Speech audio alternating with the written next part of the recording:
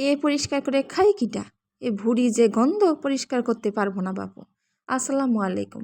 প্রথমে ভুঁড়িটা পরিষ্কার করে রেখে দিয়েছি আমি। পরিষ্কার করে রেখে দেওয়ার পর এবার চুলোয় আমি বেশ খানিকটা পেঁয়াজ কুচি দিয়ে দিয়েছি তেলের ভিতরে। এবার ওটা নেড়ে চেড়ে ওর ভিতরে দিয়ে দেবো সব ধরনের মশলা। প্রথমত আমি একটু আস্ত মশলা দিয়ে দিয়েছি। আস্ত মশলাগুলো দিয়ে একটু নেড়ে নেবো। নেড়ে নিয়ে ওর ভিতরে এক এক করে দিয়ে দেবো। প্রথমেই আমি লবণ দিয়ে দেবো।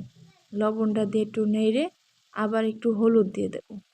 হলুদ দিয়ে একটু আদা বাটা দেব, একটু জিরা বাটা, একটু রসুন বাটা, একটু শুকনা মরিচ গুঁড়ো, একটু মশলা গুঁড়ো সব দিয়ে দেবো, মানে যা যা লাগে এক কথায় দিয়ে ওটা সুন্দর মতো নেড়ে ছেড়ে নেবো। নেড়ে ছেড়ে একেবারে যখন ওই মশলাটা একটু ভুনা ভুনা হয়ে যাবে, ভুনা ভুনা হয়ে গেলে তার মধ্যে আলু দিয়ে দেবো। আলু দিয়ে নেড়ে ছেড়ে নেবো, আচ্ছা এরকম কেটে রাখা আলু।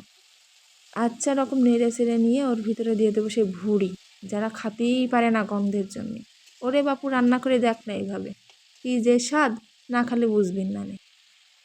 এইভাবে রান্না করে খেলে আসলেই অনেক মজা লাগে। জানি না কারা খায়, অনেকে তো ভাজিও খায়। তো একরকম করে রান্না করে খালেই হচ্ছে, সে ভাজি হোক আর ভুনা হোক, খালেই মজা লাগে।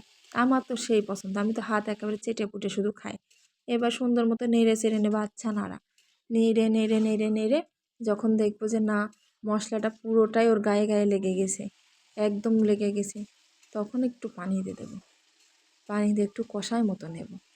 কষায় নিয়ে তখন ওইটা আবার একটু নেড়ে ছেড়ে ব্যাস, যখন গাটা একেবারে শুকিয়ে আসবে, একটু ঝোল থাকবে না, মানে কাদা কাদা টাইপের যখন ঝোল থাকবে, তখন আমি এটা সুন্দর করে নামিয়ে নেব। আর দেখে কিটা তখন খাওয়া।